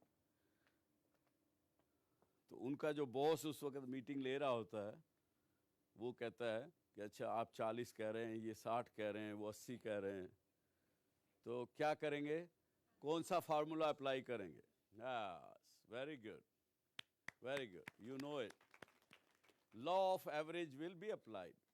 तो लॉ ऑफ एवरेज के हिसाब से 60 के हिसाब से उन्होंने कह दिया साहब अब हमको कितने लोग हायर करने पड़ेंगे, जितनी भी कॉल्स हैं उसको एवरेज उसके हिसाब से हायर कर लीजिए। So what have we created? We have created an average community. कोई अगर आप में से 200 कॉल हैंडल कर सकने वाला होगा, वो अगर वहाँ काम करेगा तो उसके साथ क्या होगा? या तो वो छोड़ के चला जाएगा, चली जाएगी, या फ्रस्ट्रेट हो जाएंगी, और या फिर धीरे धीरे उनकी परफॉर्मेंस नीचे आते आते एवरेज पे आ जाएगी। अपने टारगेट को, जिसको आप पहले तो आप अपना टारगेट फिक्स करें। टारगेट इस प्रकार का होना चाहिए जो डिफ़िकल्ट हो लेकिन अचीवेबल हो। देखिए सपने में टारगेट तो हर व्यक्ति आज करता है। आज इस हिंदुस्तान के 120 करोड़ लोग हैं, कोई हर एक आदमी सोचता है कि मैं भी एक दिन देश का प्रधानमंत्री बन जाऊं। कोई भी व्यक्ति चाय की दुकान चलाने वाला खासकर आजकल कहता है अरे वो मोदी भी चाय वाला था, मैं भी मोदी बन जाऊं। तो टारगेट ऐसा रखें जो आप अचीव कर सकें, लेकिन मुश्किल से अचीव कर सकें, और फिर उसी पर ध्यान रखें, फिर इधर उधर मत देखें, फिर उससे डिस्ट्रैक्ट नहीं हो। ये नहीं सोचें कि अरे गलती कर लिया, मुझे ऐसा नहीं करना चाहिए था, मुझे ऐसे करना चाहिए। नहीं, एक बार आपने निश्चय कर लिया कि मुझे ये करना है, मुझे ये बनना है, उसके ऊपर भूत की तरह से लग जाइए। No signal, no worry. Presenting Z News app with live TV, latest updates and expert opinion. Available on Google Play and App Store. Download it now.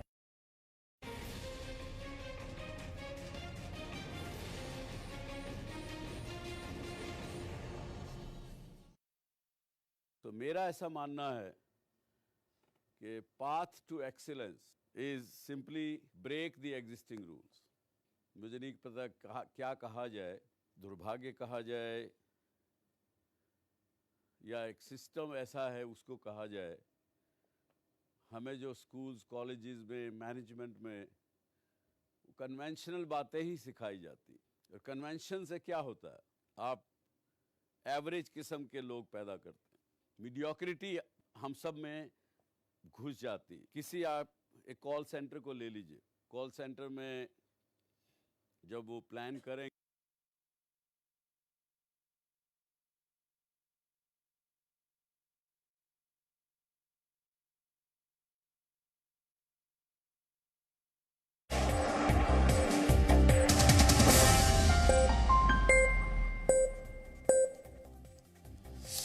आजकल आप अक्सर ये सुनते होंगे कि लोकतंत्र खतरे में है और लोकतंत्र की हत्या हो गई है।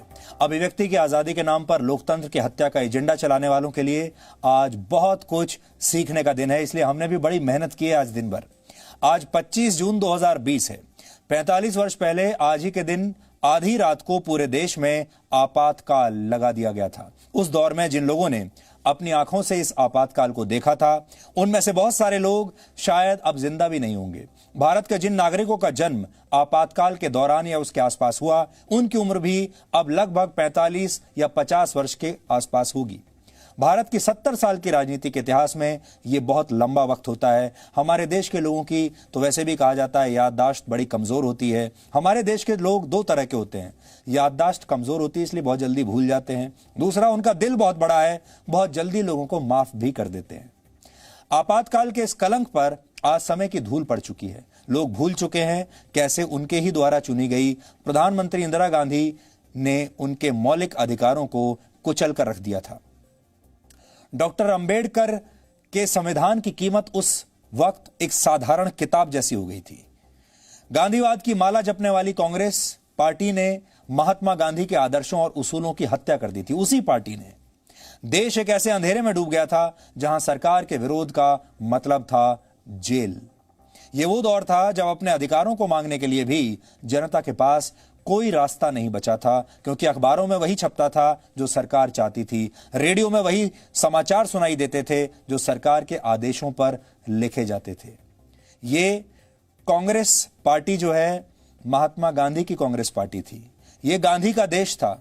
लोग गांधी को राष्ट्रपिता कहते थे और उसी गांधी उपनाम वाली इंदिरा गांधी ने यह सब कुछ किया गांधी के ही देश पर।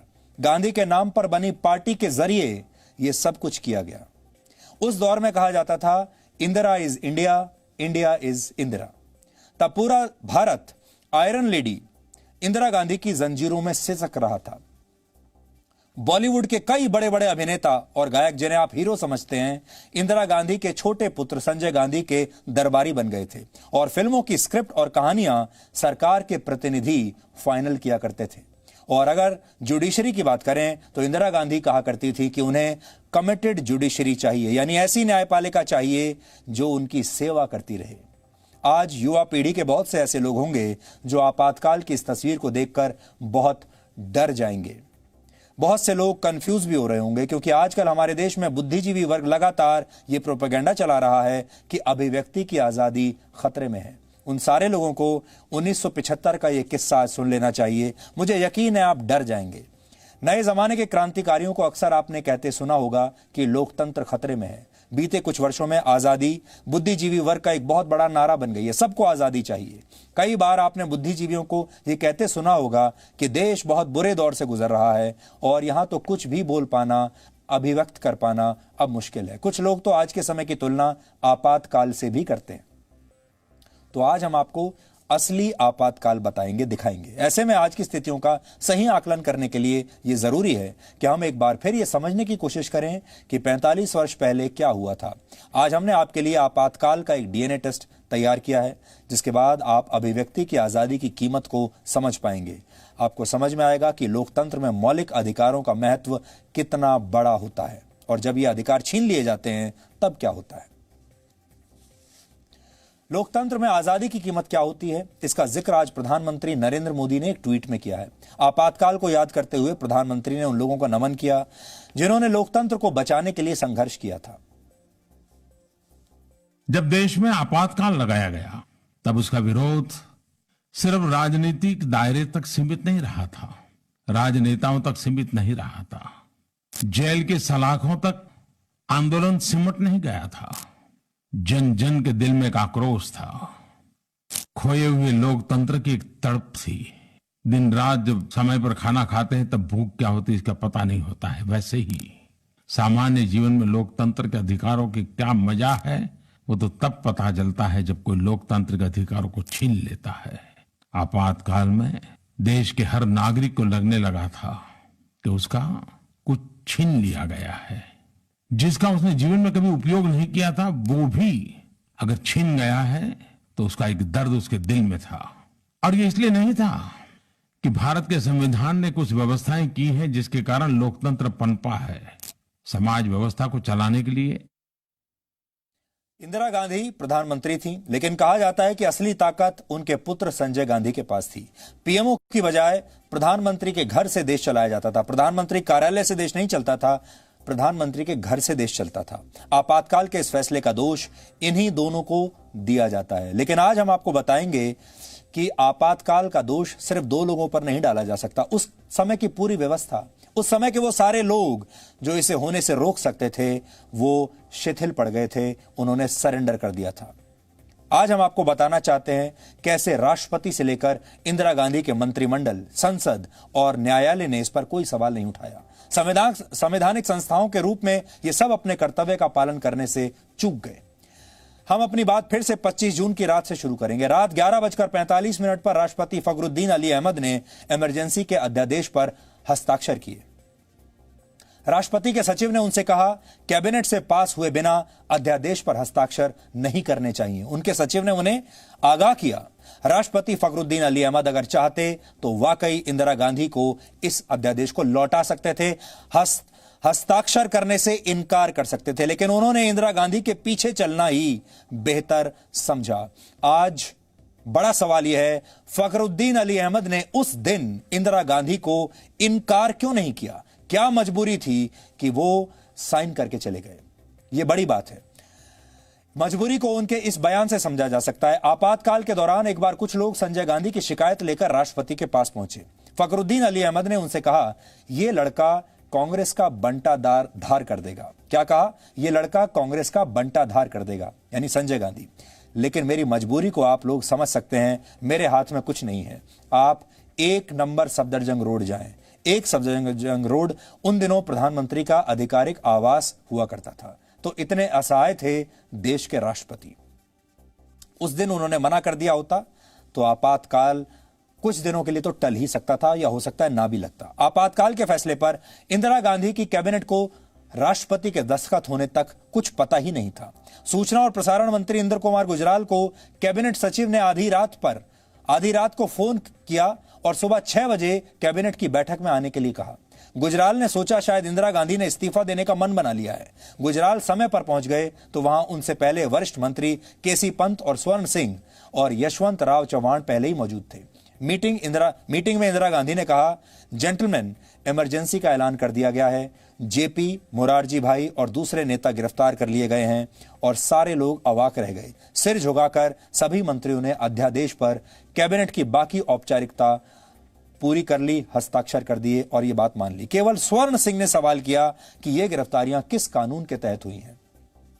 तो आप सोचिए, अगले दिन इंदिरा गांधी की पूरी कैबिनेट क्यों यह मान गई कि इंदिरा गांधी ने जो कुछ किया है सही किया है? क्यों उन्होंने उसी दिन बगावत नहीं की? क्यों उन्होंने इस्तीफा नहीं दिया? यानी इंदिरा गांधी का जो मंत्रिमंडल है वो भी जिम्मेदार है। विपक्ष की आवाज को दबाने के लिए इंदिरा गांधी ने संसद के दोनों सदनों में प्रश्नकाल पर ही रोक लगा दी। आपको बता दें कि संसद के दोनों सदन यानी लोकसभा और राज्यसभा में कार्रवाई का पहले घंटे में संसद सदस्य कोई भी प्रश्न पूछ सकते हैं। इसे प्रश्नकाल कहते हैं। लेकिन इंदिरा गांधी को उस दौर में प्रश्न पूछना भी बर्दाश्त नहीं था। इंदिरा गांधी के इस फैसले पर तब के लोकसभा अध्यक्ष जीएस ढिल्लों आंख बंद किए बैठे रहे। उन्होंने कुछ नहीं किया। लोकसभा अध्यक्ष अगर चाहते इसे रोक सकते थे।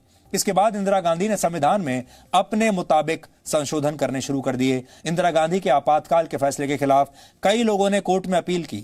22 जुलाई 1975 को इंदिरा गांधी ने संविधान में संशोधन करके न्यायपालिका यानी अदालत से आपातकाल के फैसले पर सुनवाई करने का अधिकार छीन लिया।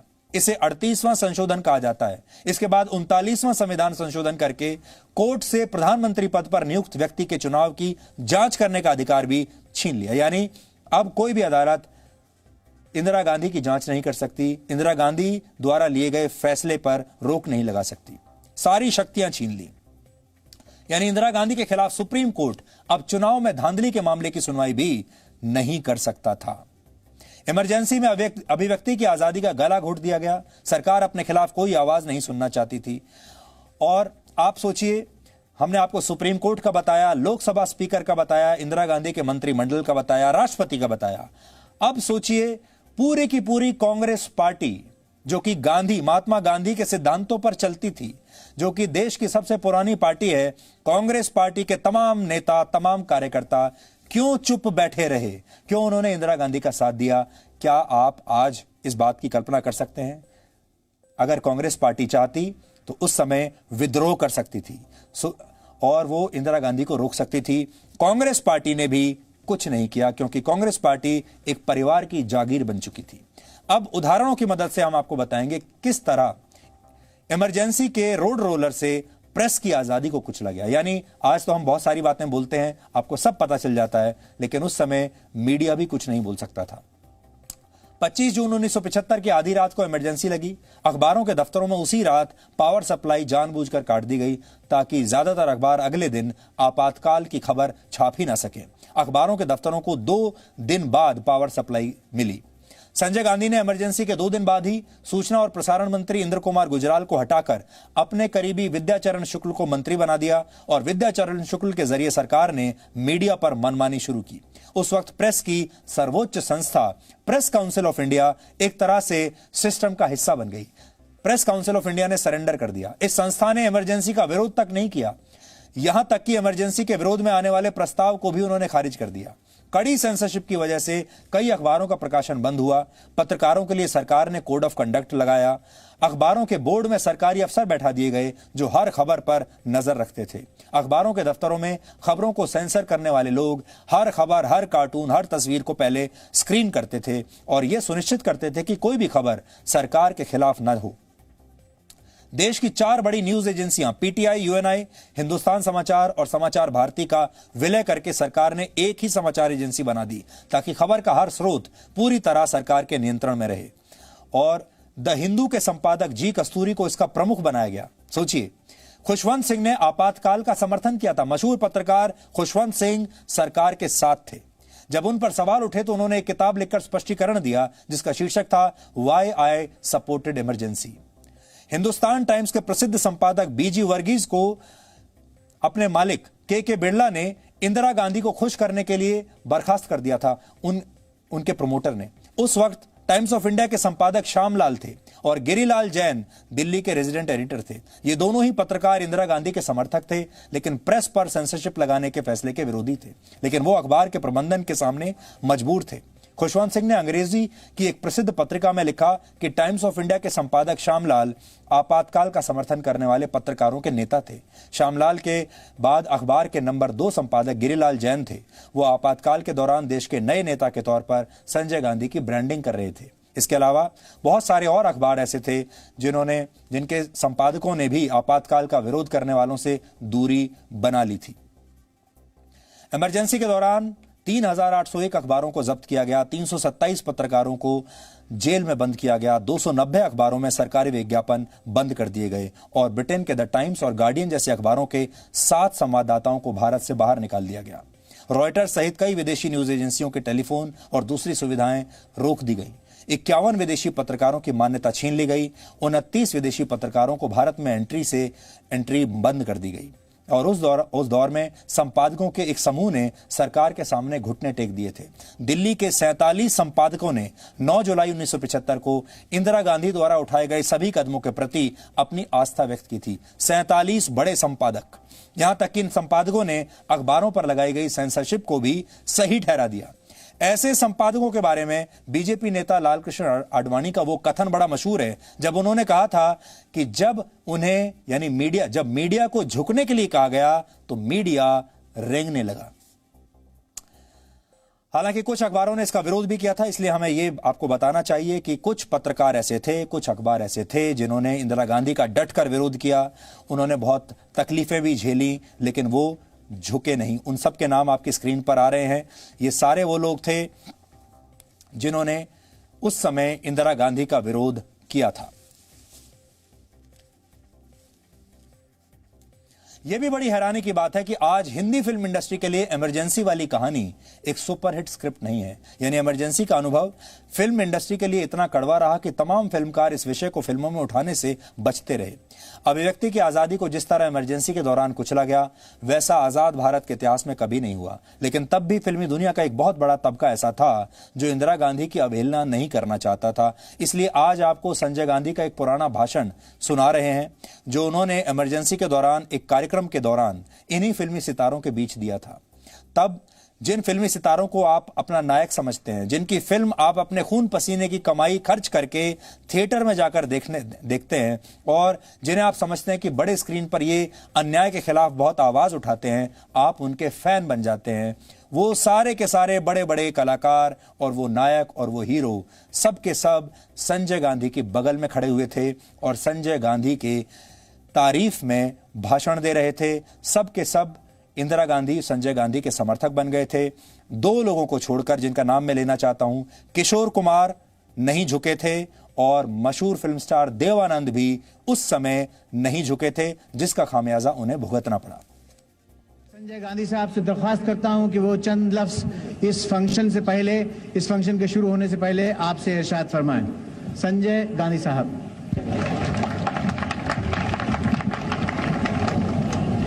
भाइयों और बहनों, मुझे यहाँ बहुत खुशी हुई है ये देख के कि हमारे जो फिल्म आर्टिस्ट हैं उन्होंने भी हमारे कार्यक्रम को सफल करने में अपना हाथ बटाया है। मैं कुछ लंबा नहीं बोलना चाहता हूं क्योंकि आप मुझे सुनने यहाँ नहीं आए हैं, लेकिन यहाँ फिल्म स्टारों को सुनने आए हैं। तो मैं अपना भाषण अभी खत्म कर लेता हूं और अब फिल्म स्टार अपना शुरू कर लें कार्यक्रम। तो फिल्म स्टार्स भी लाइन में लग गए थे और आपातकाल का समर्थन कर रहे थे। 1975 में आपातकाल के इस काले अध्याय की नींव इंदिरा गांधी और उनके पुत्र संजय गांधी ने मिलकर रखी थी। यह परिवारवाद का दौर था। तब भी मां बेटा ही मिलकर सरकार चला रहे थे और आज भी 2020 में भी मां बेटा ही मिलकर देश की सबसे पुरानी पार्टी यानी कांग्रेस चला रहे हैं। आपातकाल के दौर में देश में लोकतंत्र की हत्या हुई थी और आज कांग्रेस में भी यही हालात हैं। कोरोना संक्रमण और चीन के साथ तनाव के बीच जब देश इतने मुश्किलों से गुजर रहा है, तब सोनिया गांधी और राहुल गांधी सरकार का साथ देने के बजाय सवाल खड़े कर रहे हैं। यहां आपने ये देख लिया होगा कि 1975 में भी कुछ बदला नहीं, तब भी यही था, जोड़ी यही थी, और आज 2020 में भी कुछ बदला नहीं, तब भी जोड़ी यही थी। और कांग्रेस पार्टी ने उस इमरजेंसी से कुछ नहीं सीखा।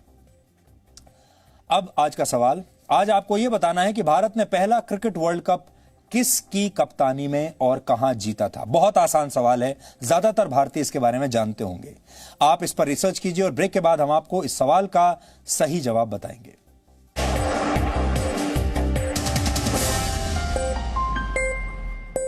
On Google Play and App Store. Download it now.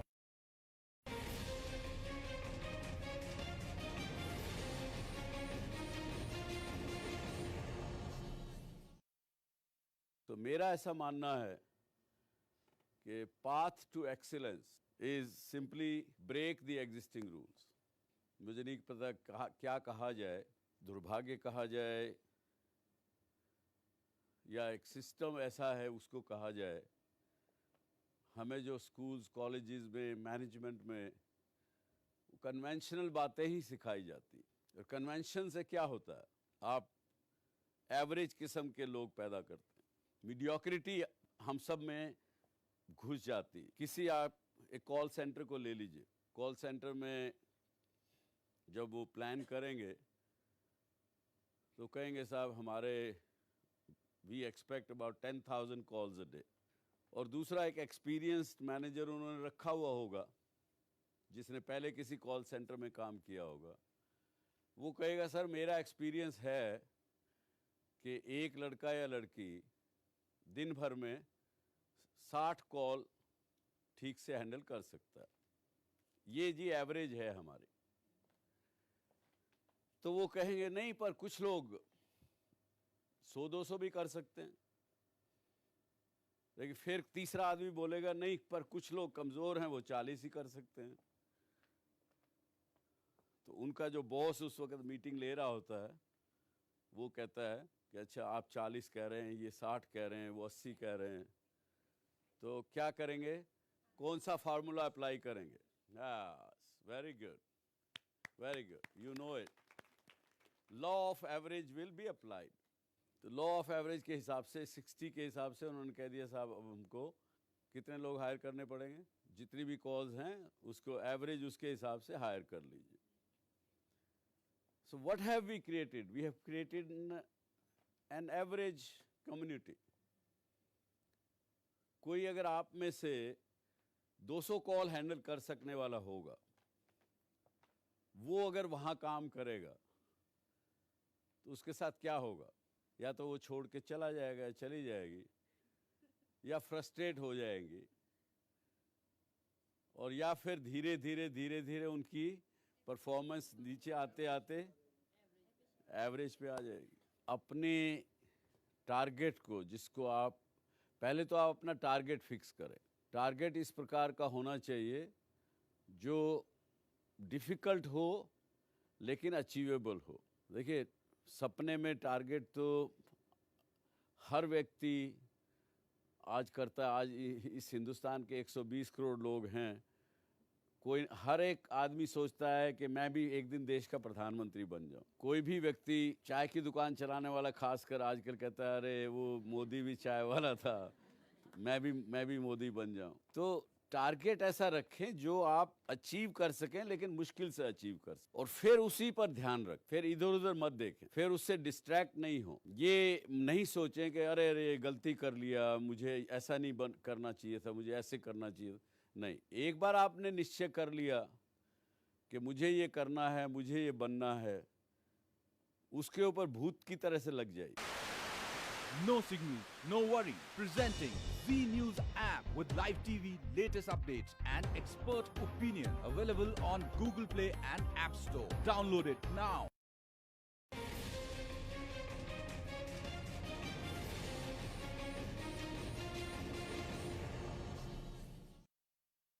तो मेरा ऐसा मानना है कि path to excellence is simply break the existing rules. मुझे नहीं पता क्या कहा जाए, दुर्भाग्य कहा जाए या एक सिस्टम ऐसा है उसको कहा जाए। हमें जो स्कूल्स, कॉलेजेस में, मैनेजमेंट में कन्वेंशनल बातें ही सिखाई जाती। और कन्वेंशन से क्या होता है? आप एवरेज किस्म के लोग पैदा करते हैं, मीडियोक्रिटी हम सब में घुस जाती। किसी आप एक कॉल सेंटर को ले लीजिए, कॉल सेंटर में जब वो प्लान करेंगे तो कहेंगे साहब हमारे we expect about 10,000 calls a day. और दूसरा एक एक्सपीरियंस्ड मैनेजर उन्होंने रखा हुआ होगा जिसने पहले किसी कॉल सेंटर में काम किया होगा। वो कहेगा सर मेरा एक्सपीरियंस है कि एक लड़का या लड़की दिन भर में 60 कॉल ठीक से हैंडल कर सकता है। ये जी एवरेज है हमारी। तो वो कहेंगे नहीं, पर कुछ लोग 100-200 भी कर सकते हैं। लेकिन फिर तीसरा आदमी बोलेगा नहीं, पर कुछ लोग कमज़ोर हैं, वो 40 ही कर सकते हैं। तो उनका जो बॉस उस वक्त मीटिंग ले रहा होता है वो कहता है कि अच्छा आप 40 कह रहे हैं, ये 60 कह रहे हैं, वो 80 कह रहे हैं, तो क्या करेंगे, कौन सा फार्मूला अप्लाई करेंगे? Very good, very good, you know it. Law of average will be applied. तो लॉ ऑफ एवरेज के हिसाब से 60 के हिसाब से उन्होंने कह दिया साहब अब हमको कितने लोग हायर करने पड़ेंगे, जितनी भी कॉल्स हैं उसको एवरेज उसके हिसाब से हायर कर लीजिए। So what have we created? We have created an average community. कोई अगर आप में से 200 कॉल हैंडल कर सकने वाला होगा, वो अगर वहाँ काम करेगा तो उसके साथ क्या होगा? या तो वो छोड़ के चला जाएगा, चली जाएगी, या फ्रस्ट्रेट हो जाएंगी, और या फिर धीरे धीरे उनकी परफॉर्मेंस नीचे आते आते एवरेज पे आ जाएगी। अपने टारगेट को, जिसको आप पहले तो आप अपना टारगेट फिक्स करें।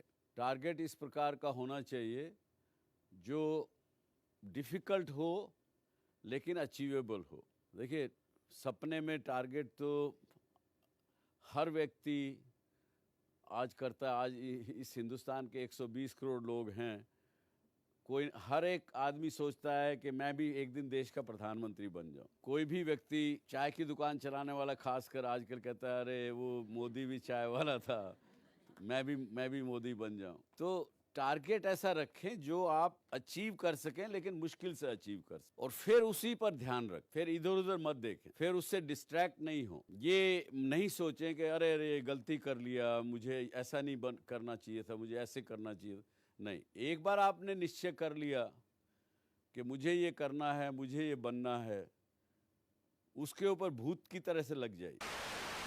No signal, no worry. Presenting Z News app with live TV, latest updates and expert opinion. Available on Google Play and App Store. Download it now.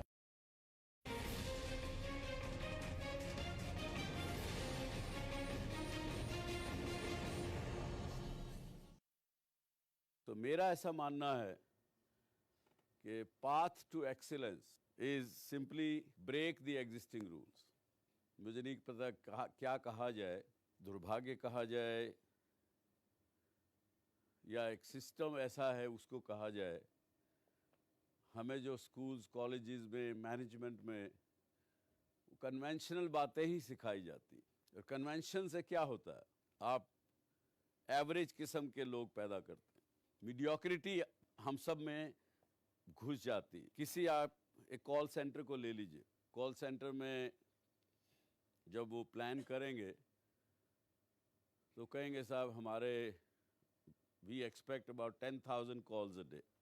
और दूसरा एक एक्सपीरियंस्ड मैनेजर उन्होंने रखा हुआ होगा जिसने पहले किसी कॉल सेंटर में काम किया होगा, वो कहेगा सर मेरा एक्सपीरियंस है कि एक लड़का या लड़की दिन भर में 60 कॉल ठीक से हैंडल कर सकता है, ये जी एवरेज है हमारी।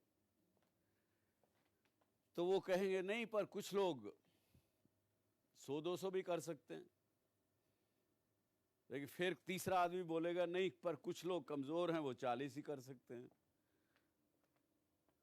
तो उनका जो बॉस उस वक्त मीटिंग ले रहा होता है वो कहता है कि अच्छा आप 40 कह रहे हैं, ये 60 कह रहे हैं, वो 80 कह रहे हैं, तो क्या करेंगे, कौन सा फार्मूला अप्लाई करेंगे? Very good, very good, you know it. Law of average will be applied. तो लॉ ऑफ एवरेज के हिसाब से 60 के हिसाब से उन्होंने कह दिया साहब अब हमको कितने लोग हायर करने पड़ेंगे, जितनी भी कॉल्स हैं उसको एवरेज उसके हिसाब से हायर कर लीजिए। So what have we created? We have created an average community. कोई अगर आप में से 200 कॉल हैंडल कर सकने वाला होगा, वो अगर वहाँ काम करेगा तो उसके साथ क्या होगा? या तो वो छोड़ के चला जाएगा, चली जाएगी, या फ्रस्ट्रेट हो जाएंगी, और या फिर धीरे धीरे उनकी परफॉर्मेंस नीचे आते आते एवरेज पे आ जाएगी। अपने टारगेट को, जिसको आप पहले तो आप अपना टारगेट फिक्स करें। टारगेट इस प्रकार का होना चाहिए जो डिफ़िकल्ट हो लेकिन अचीवेबल हो। देखिए सपने में टारगेट तो हर व्यक्ति आज करता है। आज इस हिंदुस्तान के 120 करोड़ लोग हैं, कोई हर एक आदमी सोचता है कि मैं भी एक दिन देश का प्रधानमंत्री बन जाऊं। कोई भी व्यक्ति चाय की दुकान चलाने वाला खासकर आजकल कहता है अरे वो मोदी भी चाय वाला था, मैं भी मोदी बन जाऊं। तो टारगेट ऐसा रखें जो आप अचीव कर सकें, लेकिन मुश्किल से अचीव कर सकें, और फिर उसी पर ध्यान रख, फिर इधर उधर मत देखें, फिर उससे डिस्ट्रैक्ट नहीं हो। ये नहीं सोचें कि अरे अरे गलती कर लिया, मुझे ऐसा नहीं करना चाहिए था, मुझे ऐसे करना चाहिए था। नहीं, एक बार आपने निश्चय कर लिया कि मुझे ये करना है, मुझे ये बनना है, उसके ऊपर भूत की तरह से लग जाइए। No signal, no worry. Presenting Z News app with live TV, latest updates and expert opinion. Available on Google Play and App Store. Download it now.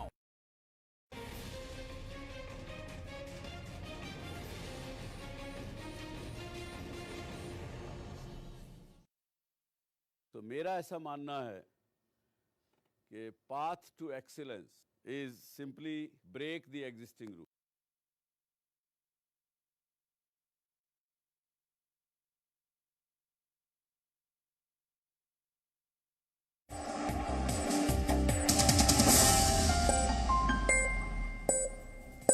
और अब आखिर में देखते हैं कि आज के इतिहास में क्या लिखा है। जैसा कि हम आपको पहले बता चुके हैं, वर्ष 1975 में आज ही के दिन तत्कालीन प्रधानमंत्री इंदिरा गांधी ने देश में इमरजेंसी लगा दी थी।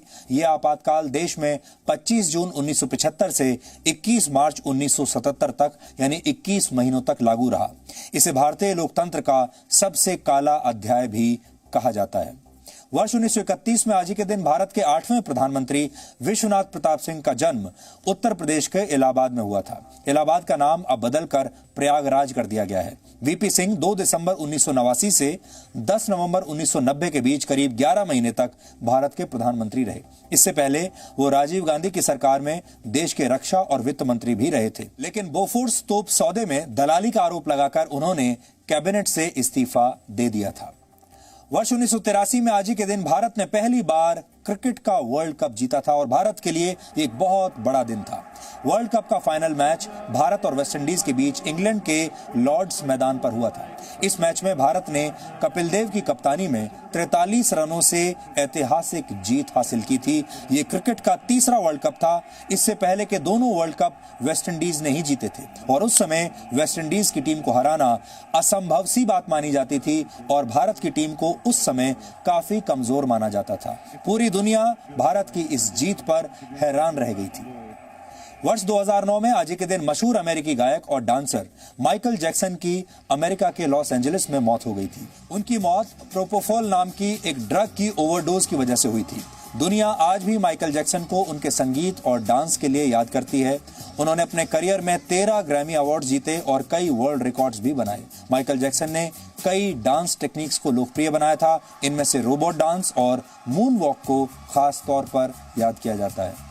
और वर्ष 1924 में आज ही के दिन हिंदी सिनेमा के मशहूर संगीतकार मदन मोहन का जन्म इराक में हुआ था। मदन मोहन पहले एक सैनिक थे, बाद में वो सेना की नौकरी छोड़कर लखनऊ में ऑल इंडिया रेडियो से जुड़ गए।